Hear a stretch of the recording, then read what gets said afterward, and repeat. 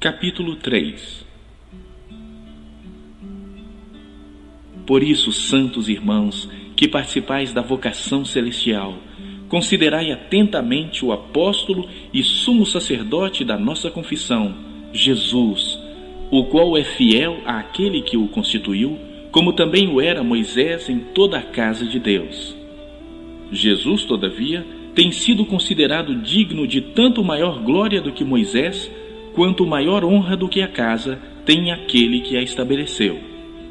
Pois toda casa é estabelecida por alguém, mas aquele que estabeleceu todas as coisas é Deus.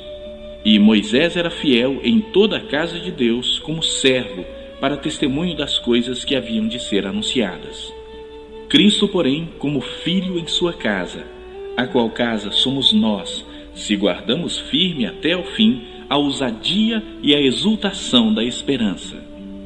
Assim, pois, como diz o Espírito Santo, hoje, se ouvirdes a sua voz, não endureçais o vosso coração, como foi na provocação, no dia da tentação no deserto, onde os vossos pais me tentaram, pondo-me à prova, e viram as minhas obras por 40 anos.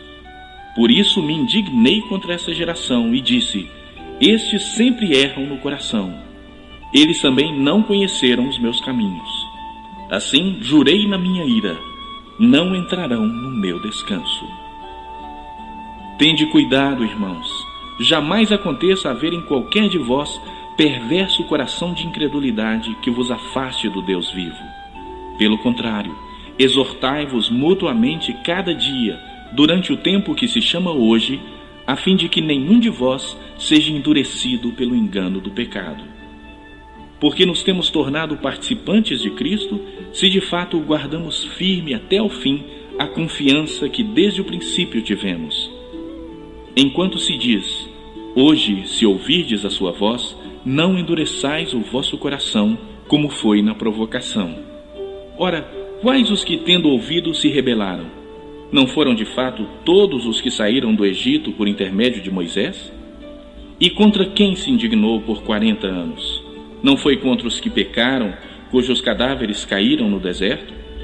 E contra quem jurou que não entrariam no seu descanso, senão contra os que foram desobedientes? Vemos, pois, que não puderam entrar por causa da incredulidade.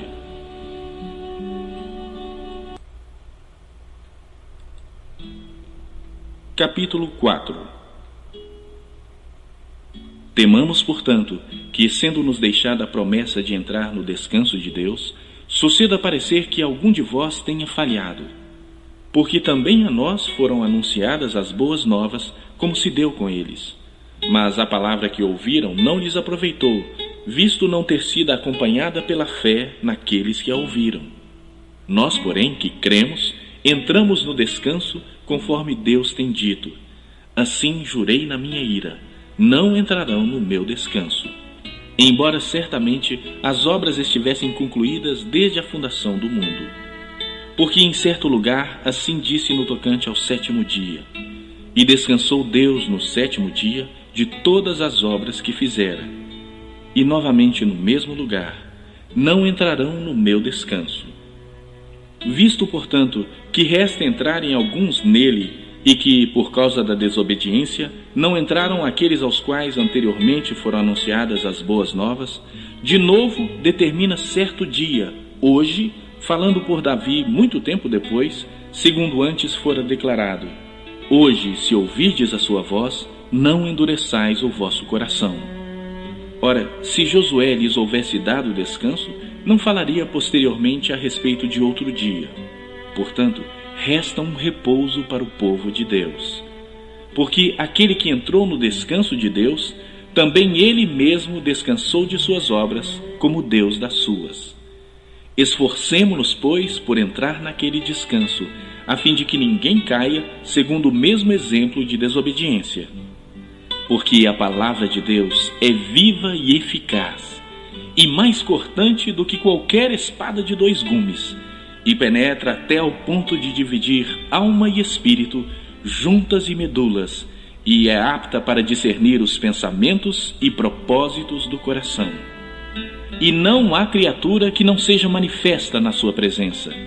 Pelo contrário, Todas as coisas estão descobertas e patentes aos olhos daquele a quem temos de prestar contas. Tendo, pois, a Jesus, o Filho de Deus, como grande sumo sacerdote que penetrou os céus, conservemos firmes a nossa confissão, porque não temos sumo sacerdote que não possa compadecer-se das nossas fraquezas. Antes, foi ele tentado em todas as coisas à nossa semelhança, mas sem pecado.